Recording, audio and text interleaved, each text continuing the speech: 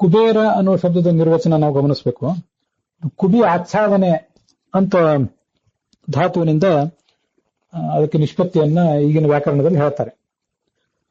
ಅಂದ್ರೆ ಸಂಪತ್ತೆಲ್ಲವನ್ನು ಕೂಡ ರಕ್ಷಿಸುವಂತವನು, ಮುಚ್ಚಿಟ್ಟು ರಕ್ಷಿಸುವಂತವನು, ಅದಕ್ಕಾಗಿ ಆತನಿಗೆ ಕುಬೇರ ಅಂತ ಹೇಳ್ತಾರೆ.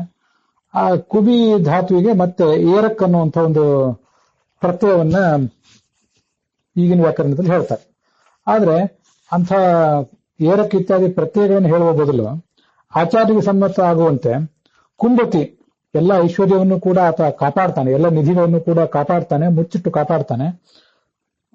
ಮತ್ತೆ ಭಗವಂತನಿಗೆ ನಾವು ಈ ನಿಷ್ಪತ್ತಿಯನ್ನು ಹೇಳ್ತಾ ಇರೋದ್ರಿಂದ ಕುಂಭತಿ ಏರಯತಿಚ, ಜಗತ್ತೆಲ್ಲವನ್ನು ಕೂಡ ಆತ ಪ್ರೇರಿಸ್ತಾನೆ. ಆ ಅಂತ ಉಪಸರ್ಗ, ಅವರು ಈರಕತೋ ಕಂಪನೇಚ ಧಾತು, ಆ ಪ್ಲಸ್ ಈರಯತಿ ಏರಯತಿ, ಕುಂಭತಿಚ ಏರಯತಿಚ.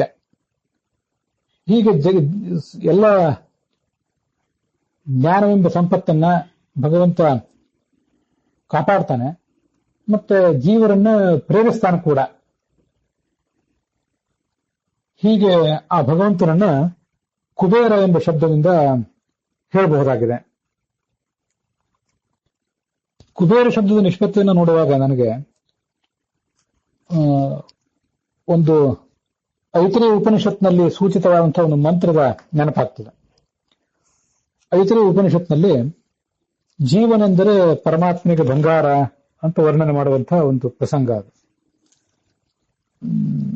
ಅಥೋ ಆವೃತಾಸೋ ಅವತಾಸೋನ ಕರ್ತೃಭಿರಿತಿ ಸರ್ವಂ ಹೀರಂ ಪ್ರಾಣೇನಾವೃತಂ ಅಂತ ಆ ಉಪನಿಷತ್ ಭಾಗ.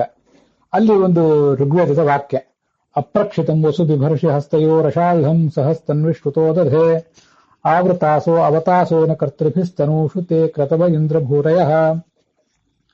ಭಗವಂತನೇ ವಾಯುವೆ ಅಂತ ಇಬ್ಬರನ್ನು ಸ್ತುತಿಸ್ತಾರೆ. ಎಂದೂ ಕ್ಷಯಿಸಿದಂತಹ ಒಂದು ಧನ ಸಂಪತ್ತನ್ನ, ಜ್ಞಾನ ಸಂಪತ್ತನ್ನ ನಿನ್ನ ಕೈಯಲ್ಲಿ ನೀನು ಹಿಡ್ಕೊಂಡಿದ್ದೆ, ಉಪಾಸಕನಿಗೆ ಅದನ್ನ ಕೊಡ್ತೆ.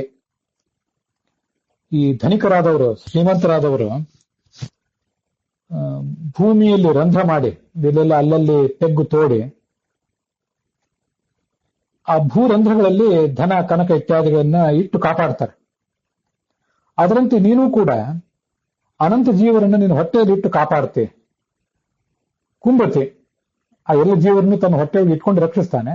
ಮತ್ತೆ ಸೃಷ್ಟಿ ಕಾಲ ಬಂದಾಗ ಅವರನ್ನು ಈರೇಯುತ್ತೆ, ಹೊರಗೆ ಬರುವಂತೆ ಪ್ರೇರಿಸ್ತಾನೆ.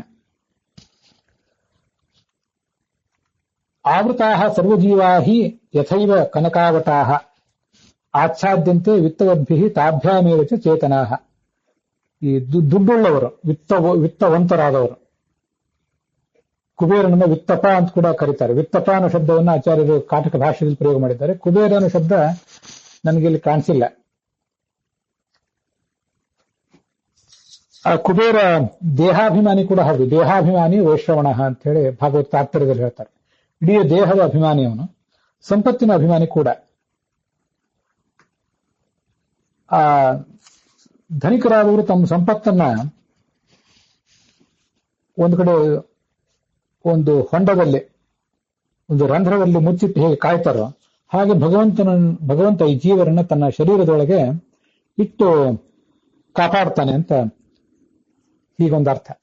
ಅದಕ್ಕಾಗಿ ಭಗವಂತನನ್ನ ಕುಂಭತಿ ಮತ್ತು ಈರಯತಿ ನಮ್ಮೆಲ್ಲರನ್ನು ಮುಚ್ಚಿಟ್ಟಿದ್ದಾನೆ ಮತ್ತೆ ಕಾಪಾಡ್ತಾನೆ. ಅದಕ್ಕಾಗಿ ಆತನನ್ನ ಕುಬೇರ ಅಂತ ಹೀಗೆ ವರ್ಣಿಸ್ತಾರೆ.